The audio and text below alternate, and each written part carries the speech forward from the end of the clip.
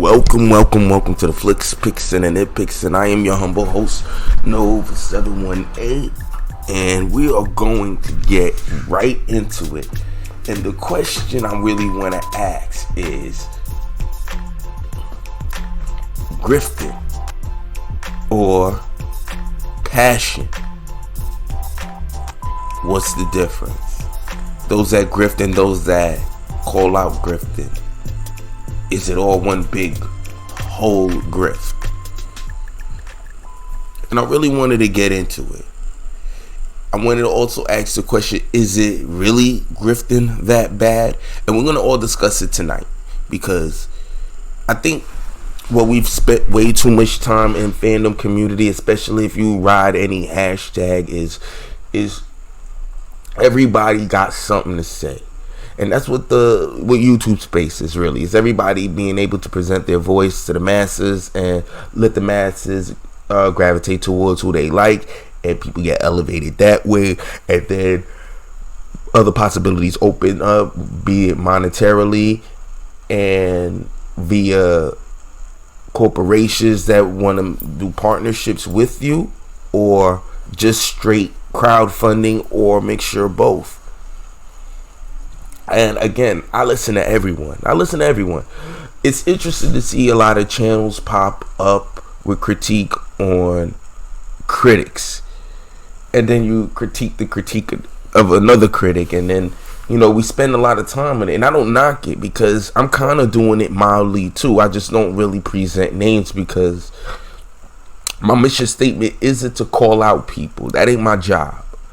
You know what I'm saying? I know a lot of people in the fandom, I gotta call that shit out. Like, right? It's movie talk. So why do you have to? This is about movies, Don't get me wrong. If you want to present a conversation, and there's a lot of things to be discussed, unfortunately, that stems outside of films and the storytelling, because a lot of people have incorporated a lot of personal identity politics into it, which make this conversation get a whole lot more personal. A lot of dust ups, a lot of YouTube beefs, and we all enjoy it. I'll listen to it, so I'm no different. I'm not special. I'm just like the peanut gallery. We all entertain it. I gotta keep going back to this conversation I had with someone in the comment section of a YouTuber that I actually listened to. When I was saying, hey, yo, bro, not for nothing, in the comments, I said, yo, you beefing with this YouTuber who never said anything about you, or just incite the same type of stuff that your channel has seemed to evolve into, which was critiquing those and calling out people who say X, Y, Z. And make no mistake, I'm going to preface it with this, because I've seen a lot of channels, even with the beefs, they're actually, when you listen to it, they're more friendly than they let you know. So all this beefing and yelling and wilding ain't that personal. But think about it. They're putting that energy out there, creating this weird beef of fandom, because everybody wants to live vicariously through their favorite YouTuber. And then it becomes, well, I like this YouTuber, so F you. And that's what I found myself experiencing in the comment section, because I was like, yo, man, I don't think you should, this ain't it. I was like, yo, I was in the comment section like, yo, this ain't it. Like, he don't even come at people like that. So dude came at me, was like, in the comment section with these little weird ass debate arguments. And that's the thing, people use movie talk to be one big debate show, and movies are highly subjective.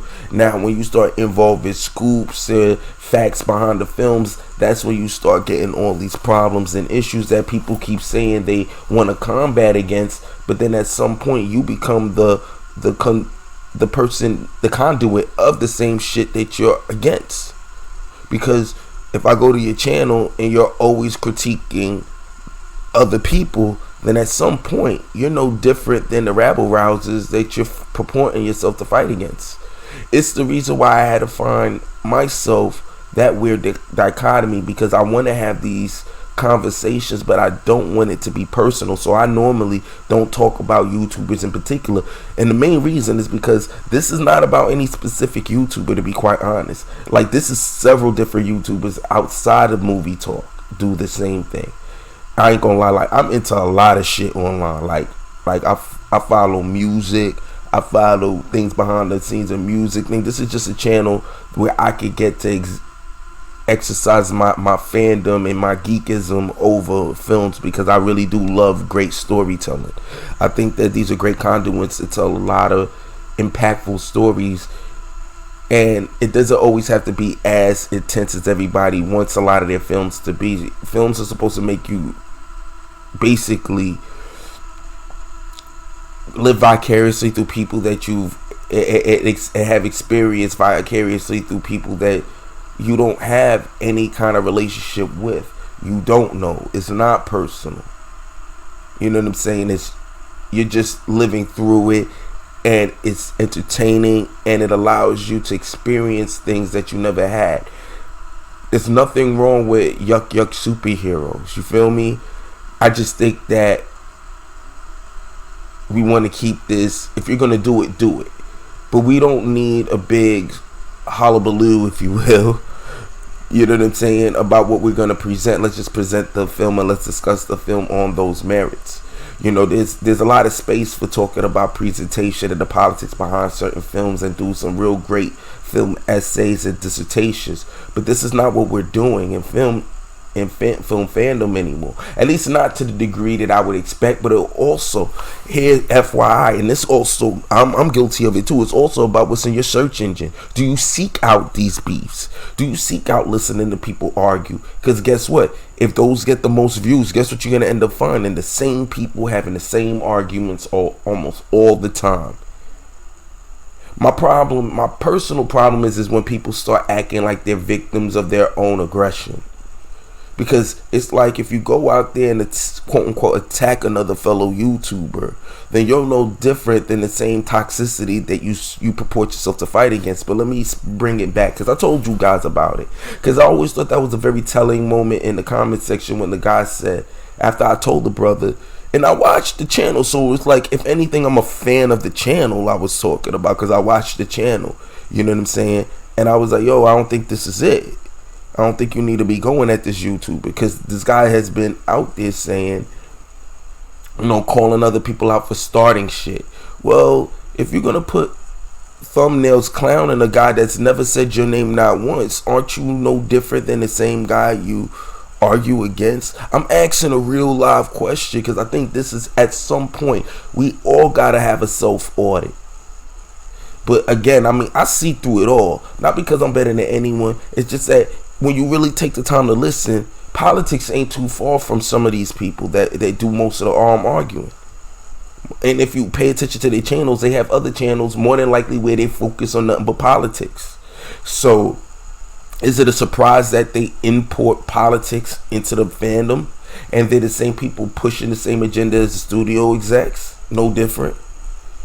And I'm gonna be fair, even some of these hate channels, when you listen to them, they admit, oh no, the movie wasn't really that bad. It wasn't as much signaling as I thought. But the funny thing is, before the film actually comes out, you are talking about signaling and always putting a question out there, because that's what your fans are following you for. Your channel is about the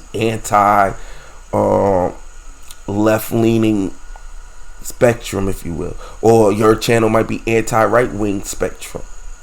And we all entertain this. Because we all, I mean, look at the world we're living in today, man. Everybody's secluded. Everybody is in echo chambers, and they're always looking for people that sound just like them. Now, make no mistake, I got nothing. I enjoy these channels just the same. I even enjoy the talk. And I'm not going to lie. Just like everybody else, I like a lot of spice on my food.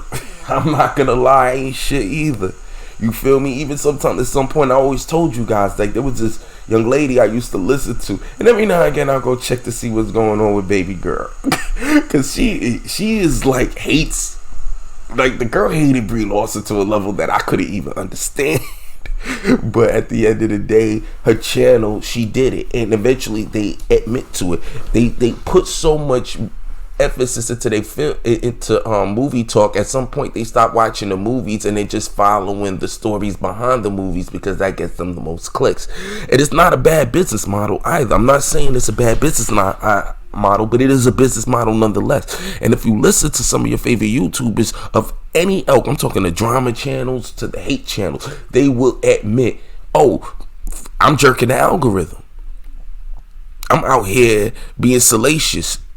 I'm doing this for this sake, because at the end of the day, let's be for real, we are all out here trying to make some money off of this.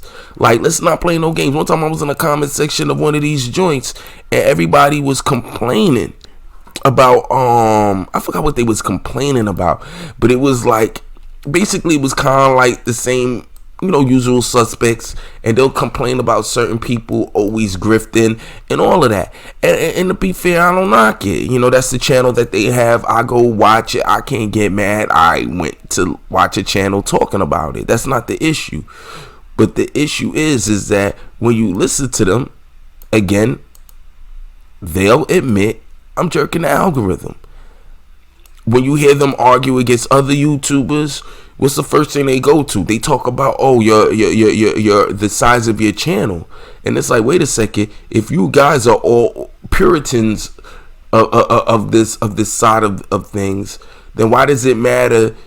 Shouldn't the argument matter more than the reach of the people that you're arguing with? Unless you want to search those same people out to surf their fan base. Because once they get on your channel and people hear your side of it or your side of the position, and a lot of these guys, if you really listen to them when they get together, and I actually have a lot of respect for that, you'd almost think they were all friends, even the ones that they can't stand the most behind the scenes.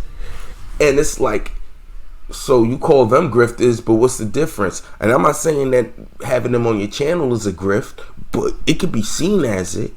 When people start double backing and whatnot, then it's no different. Now the question is I don't like the Snyderverse fans because they're toxic. But if I could go to all your channels and there's nothing but arguments and beefs and debates over films, like we're all like, oh, everybody. A lot of the bigger YouTubers, they're all in their 30s, 40s, and some of them even in 50s. You know what I'm saying? Not that the age matters to get into a funk, but that's my point. We're grown-ups arguing over films. So let's not be naive. This has not been about the films for quite some time. This is other things that's wrapped up into the films. And don't get me wrong, I will tell you this, Hollywood motivates a lot of this weird issues because they started taking on identity politics as a way to sell films, and which was a horrible way to go. You just do it.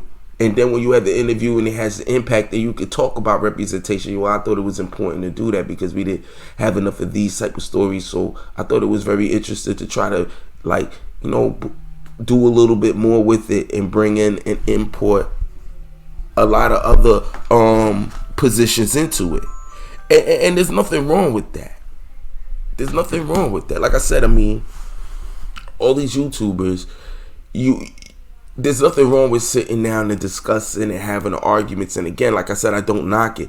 But the issue that I always hate is when the same people complain about grifting will eventually, you're reading super chats. You want money. You're talking consistently about the same person that you want to stop pushing and bringing this negativity into the fandom.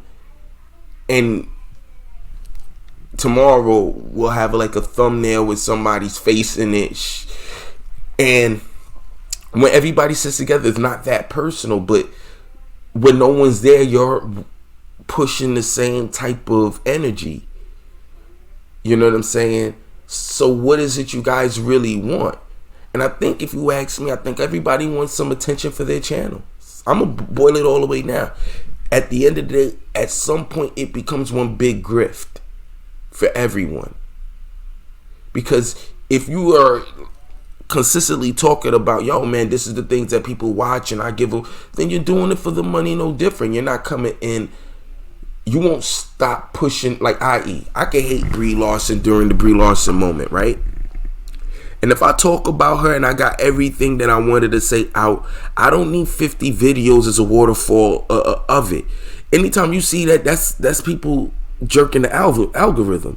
Like, you sat at home and try to figure out. Sometimes you listen to it. One girl that says, she was so funny, but she would start laughing and really trying to make a lot of her jokes funnier than it was.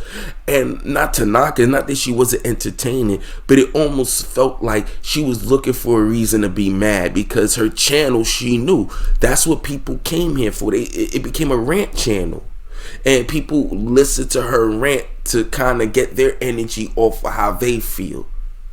And is it a bad thing? I don't know, because at some point, if you're speaking for some people, speak for them. But my thing is if you continuously doing it to jerk the algorithm, then it's all one big grift like everybody else. It's a business.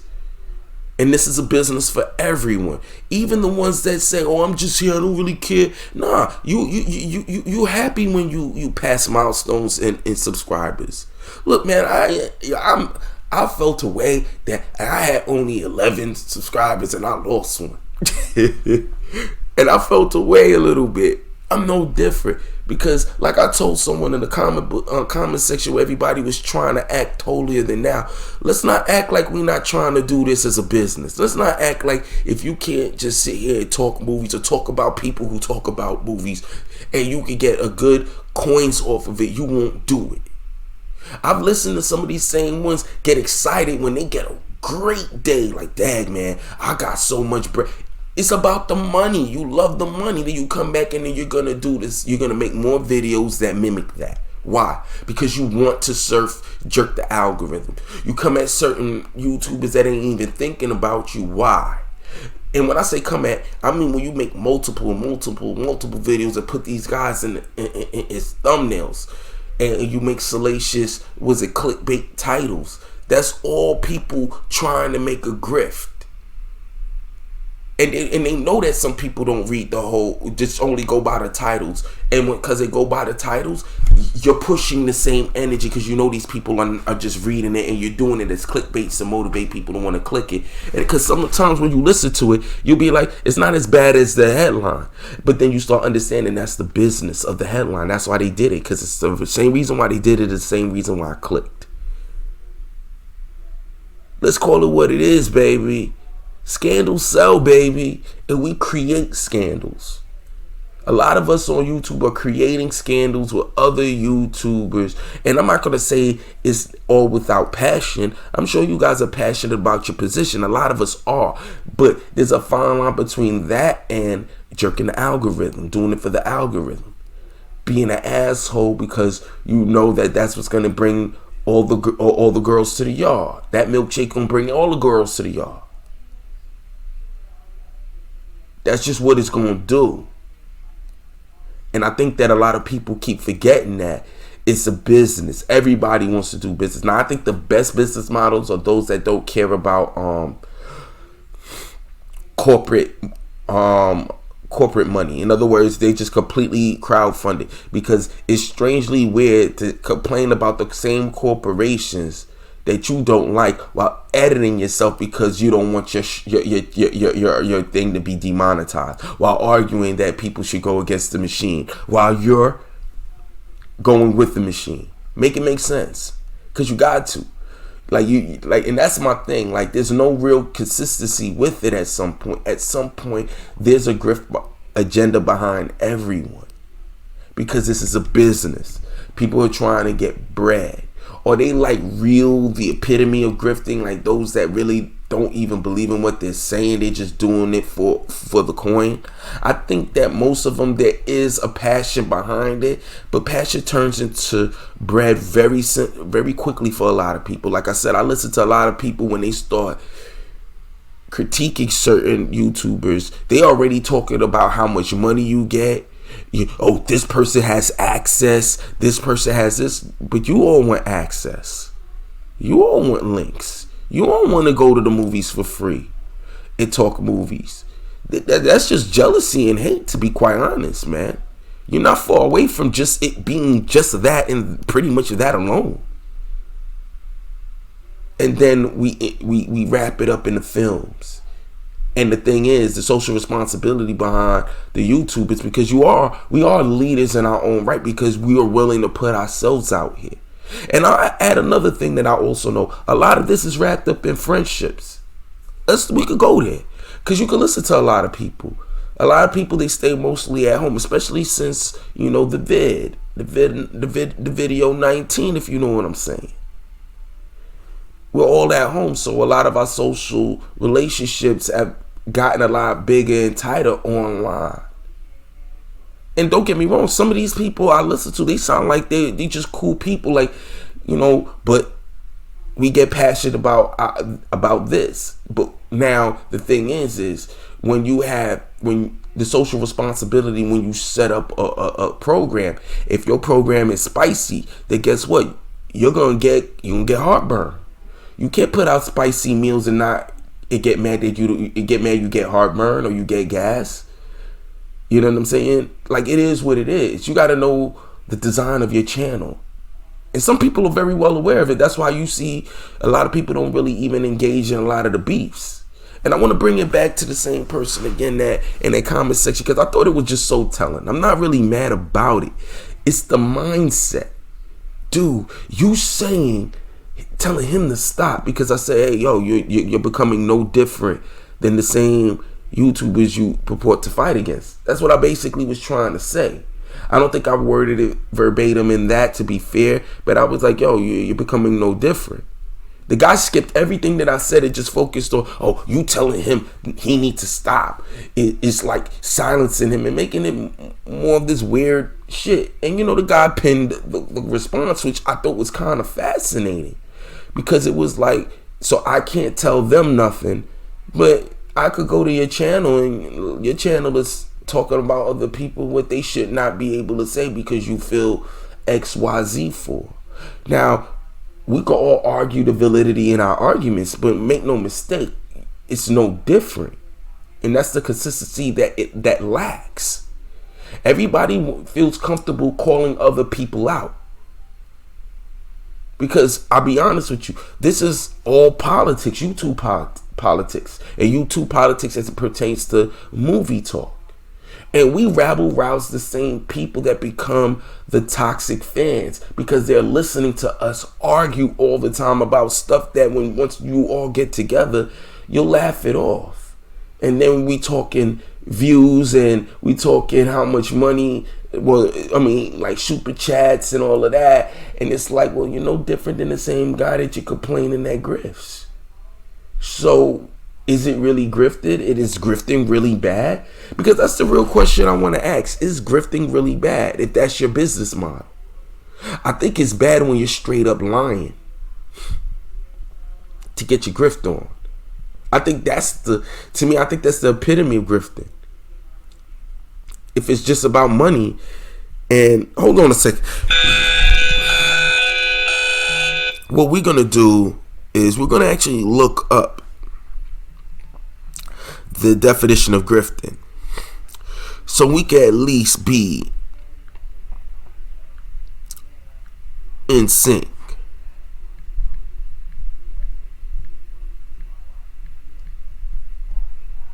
Because I think that maybe we don't have a real good understanding of what the word means, because I think nowadays where everybody, like, definitions are becoming so jumbled, we call things certain things and it doesn't really stack up to what we were talking about when you actually read the actual Webster's Dictionary version. And nowadays, don't get it twisted, Webster is changing up definitions because people are out here just trying to change up the definition of words actively.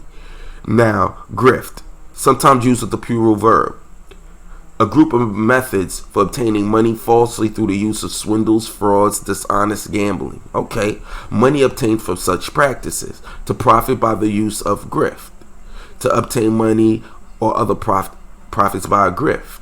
So basically, in a nutshell, to be fair, it's about basically the use of swindles and dishonest gambling and frauds. So it's not just about money, it's about being total frauds. Now the question I ask you is, when your favorite YouTuber admits that they do a lot of videos because they want to jerk the algorithm, is that fraud? I don't know. Are they, or because now, or is it they going out of their way to make reach videos? I call it reaching videos. When you don't really have much to talk about, so you go out of your way to reach for something to talk about. We noticed that during the pandemic. There was some people you could listen to being like, yo, slow movie news thing. So just to, still be in these streets dropping videos, they make videos about stuff that when you listen to it, be like, I don't know if you really needed to make a video about that in particular, but okay. And you could tell you didn't really have much to say today. And they'll open up saying there's not much of a news cycle, but because they wanted to get on the mic and talk about something, I don't want to say create news, but they find something to talk about and stretch it out, pad it out so that it's content that they could continuously put out. See, a person that has nothing to say won't say nothing, but a person that feels they need to say something all the time because they need to get the monetary thing behind it to keep in front of the algorithm, that's a person that's doing business. I'm not knocking it, but here goes the thing. If once you start stretching it out, like it might not. Are you creating a certain level of fraud with your community? Because if you had something else to talk about, you would have talked about it, but you want to talk about this because you literally have nothing to talk about, and you pad it out, and then you overdo the outrage that now, because that's what your channel is known for. And don't get me wrong, it's hard to not be about that, especially if that's what you're known for. Now, some people, that's their personality. And if that's your personality to poke the bear, then that's your personality. But again, I hate if that's your personality and that's who you are. Do not cry when the bear attacks. You got to be able to get down with it. Like you can't sit here and act like tough guy. And then when tough shit happens, then now you want to fall back because it's not cool how you're getting played. It's not fair when it happens to you. And I start looking at those as no different as grifters, because you're kind of being fake. Are you really as mad as you say you are? And the fact that you feel like it's your job to call out. And if your channel is a calling out channel, then you got to accept the fact that that's what mostly your channel's about. You're kind of a drama channel.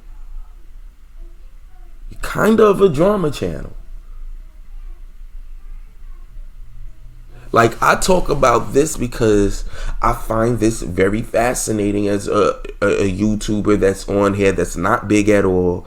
I'm Mr. Nobody, some people kind of know the name a little bit because I've kind of been branching out of my shell, because I'll be honest with you, and you could put me under the fire. I would have not reached out to anyone, not because I'm not a mean person. It's because I just would have liked to have grown my channel authentically.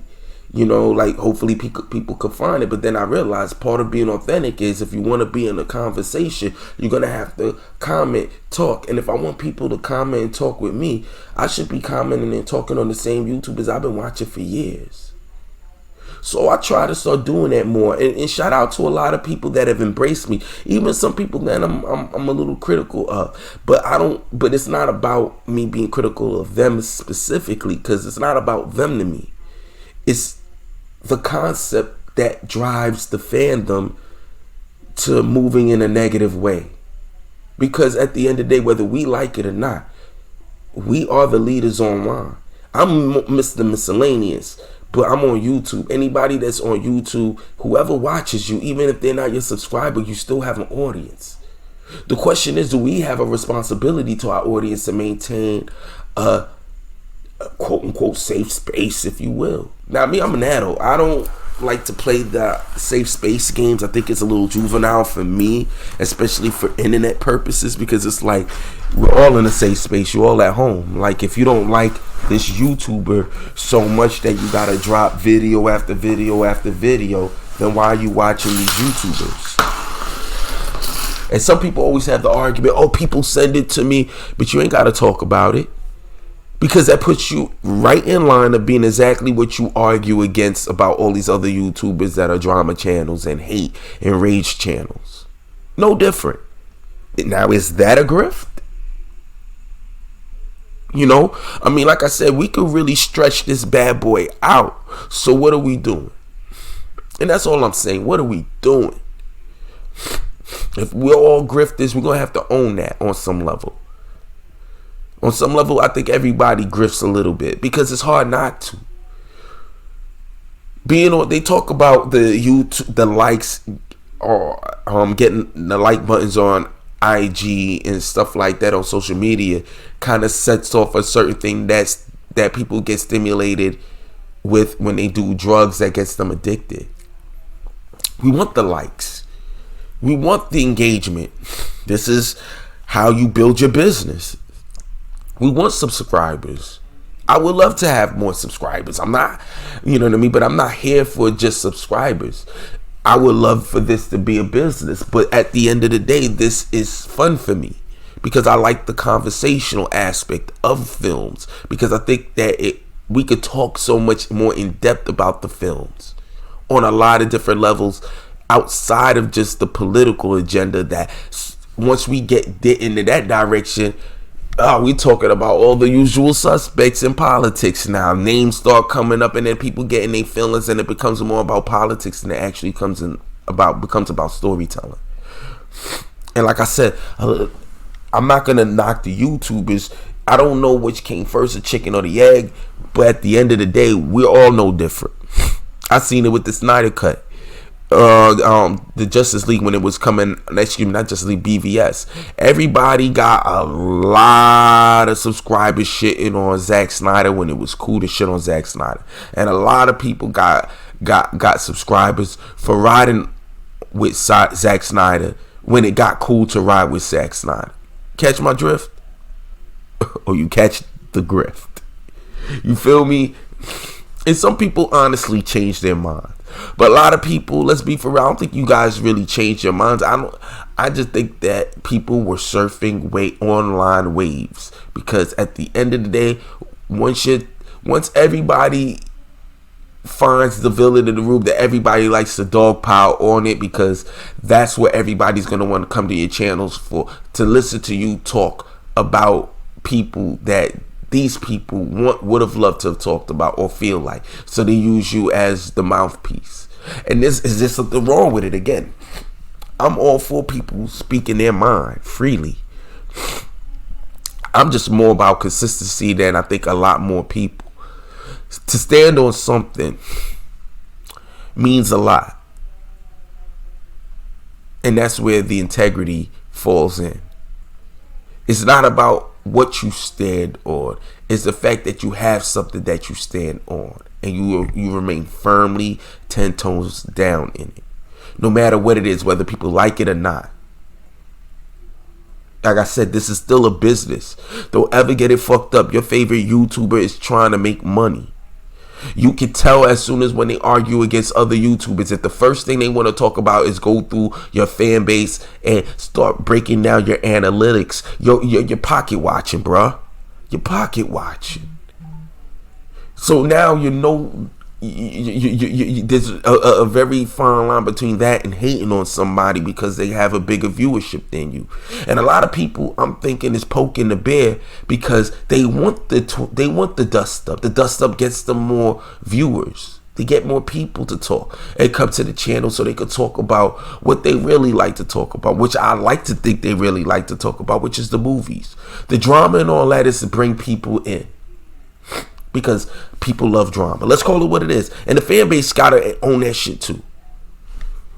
We who are just, I'm a fan of movie talk, and I follow the little beefs sometimes. I ain't no different. I also think for a lot of people, this is personal too. Like, a lot of people put too much of their personal business and issues. And it's like, aren't you a movie channel? Why do I need to know this much about you?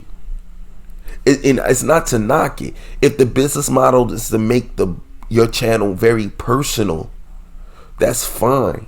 But then these personal channels find their ways into the movie fandom, and they push these personal attitudes and angst and issues and beefs that are YouTuber beefs.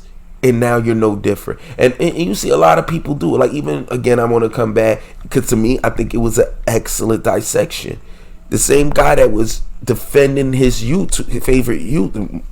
YouTuber that I actually watch and enjoy.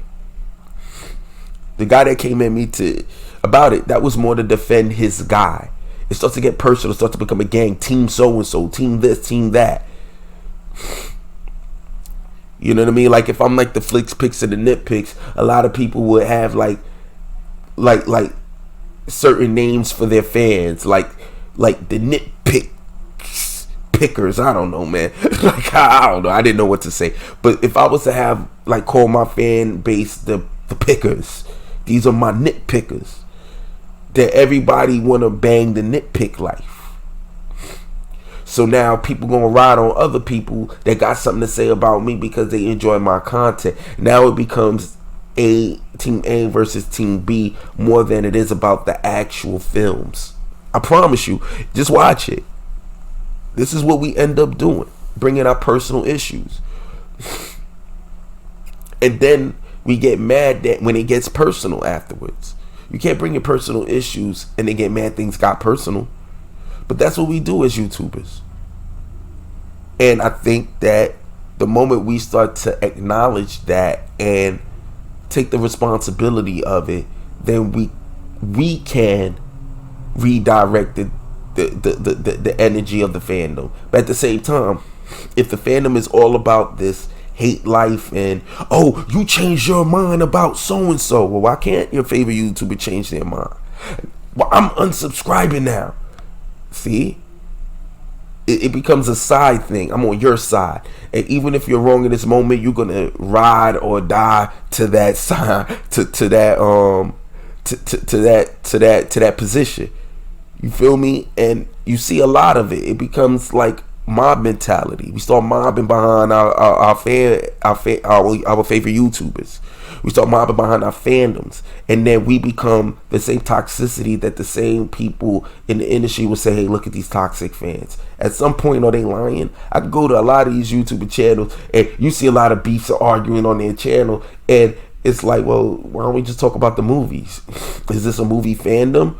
And if you're not a movie fandom, you should remove yourself from that title. Because what you're doing is you're becoming reflective of the same movie channels that you're purporting to save. Gotta be careful. It's a fine line between walking that. And don't get me wrong, this is not me coming at anyone, because I don't knock nobody that feels like their mission statement is to call out the BS and stop like misinformation and all that in films. But be very wary about how you handle that position, because the moment you start getting antagonistic and volatile and, you know, being unreasonable in the conversation, like you gotta clown people and stuff like that, and it's par for the course. It's really par for the course, because at some point this is part of the entertainment value of it, clowning people. We want it to be entertaining. Like, people might not like my channel because I'm not that spicy. I don't want to I don't want a channel that is focused around the things that I hate about fandom.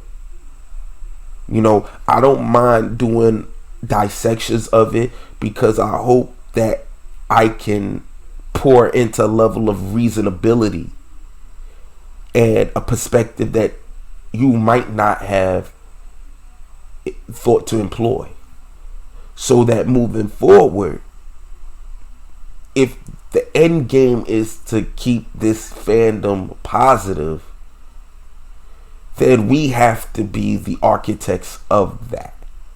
The moment we become drama channels complaining about drama channels, then it's that's actually a great business model, because it creates more shit for itself to keep the engine going. And if you get more money or more what they call it, super chats off of it, then by all means I think you should. Look, man, I don't knock the hustle, and I'm gonna let that be known from the very beginning. I can't knock the hustle, not even a little bit. I don't knock the hustle, but we gotta be honest that we all out here hustling. Everybody got a hustle in different types of product. My product is how it is, and if I could do whatever I could do to make it better and more consumable for the audience, I will do. I'm hoping I'm becoming a better YouTuber, But one thing that's very important to me is I don't want to be that drama channel. Always got another person's name in my mouth. That's why I take the names out of it, because to me it's nothing personal with any of the YouTubers, because a lot of these YouTubers I really do like, and I listen to them still. Some I don't listen to as much as before, and that's more so because, you know, at some point I can't keep supporting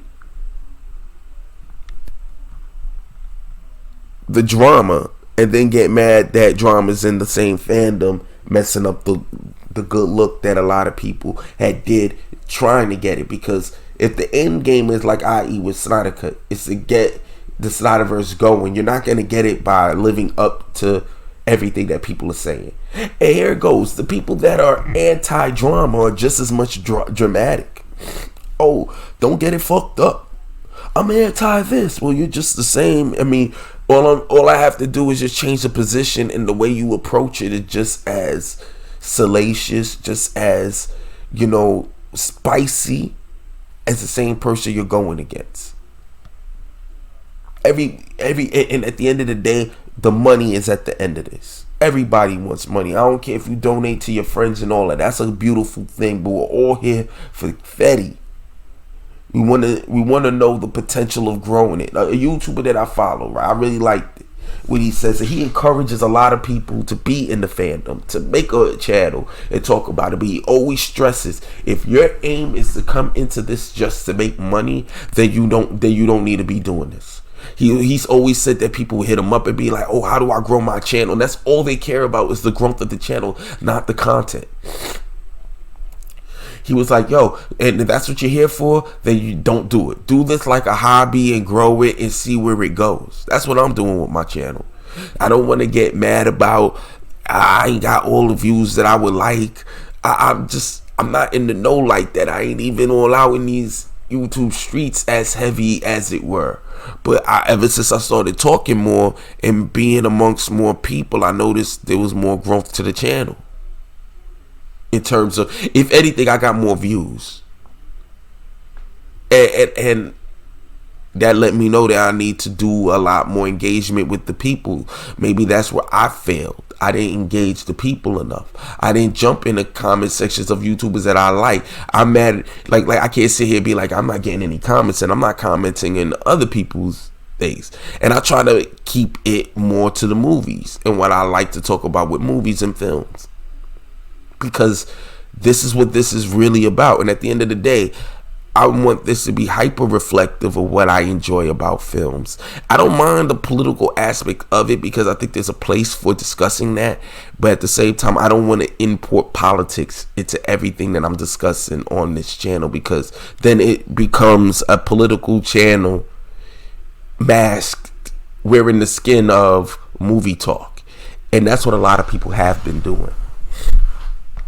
You know, I tell people, what I would suggest to people that want to get into this space is to look in the mirror and be honest with what you came here for.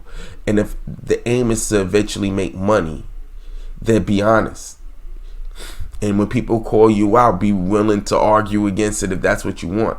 Me, I don't stress the YouTubers that are too much about debates, because the more you're about the debate, then all you're gonna do is argue to make you look for everything to make you right, because to win a debate is just to grab everything that makes you look good and makes you look right and present it to the people. But that doesn't mean you are right. Just because you win a debate don't mean that you're actually right. It just means that you have a better way of arguing your point. Think about that. That's why it's called a debate.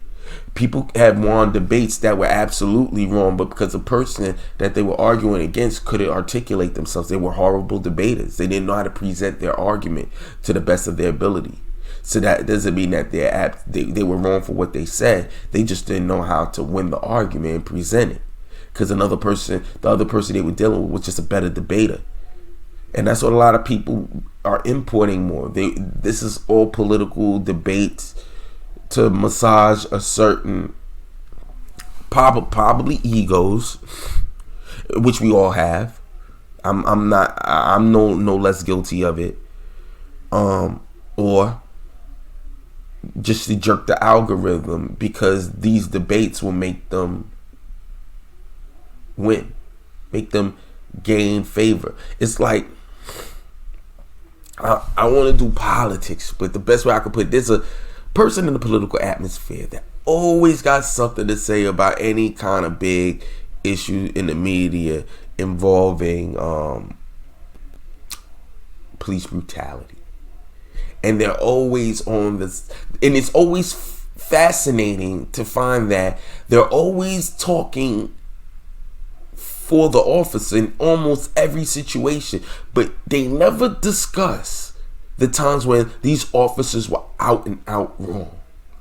And if they have no choice but not to duck it and they have to address it, they always want to attack the victim. Well, this victim, they got a history of this, and it's like, no, we're not talking about the history of that person. We're talking about, and that's a tactic in debates, to change the conversation, because now you want to make it about the victim and their life history instead of talking about the situation that got here. I could be guilty for a lot of things in my past, but if what we're talking about I ain't guilty of, I'm required the same, you know what I'm saying, benefit of the doubt. But the funny thing is when you see it the other way, you never hear them even talk on it, which I find it fascinating. But another day they'll say, oh, this never happens. And it's like, come on, it does. But all the ones that out and out make you look bad, you don't want to touch it. That's what debaters do. They're not going to talk about the stuff that makes them look bad. That's the point of a debate. So the bottom line, are we trying to get to the right answer, or are we just trying to win debates? Because those are two different questions. And that's something that we got to pay attention to. And think about it. Are you trying to win the debate, or are you trying to find the right answer? Two different questions. Because anyone that's trying to win a debate, you'll be here all day, because they'll always have a what about counter. Always a contrarian. And again, I don't knock it, because at some point, again, like I told you guys, this is still a business. And like any business, the point is to get money. So to grift or not to grift, that is the real question. And the question I ask you guys out there is, what do you think about my position on this? What part do you want to dissect? I mean, let's get in the comments below and let's have a real good conversation about it. Because this goes into fandom. And if all you fans want the execs to listen to you, you're gonna have to get more bees with honey, baby. And thugging it out on YouTube and online might not be the way. So again, you let me know what you think in the comments below. Like, share, subscribe. See you next time. And as always, till I have a better outro, chill.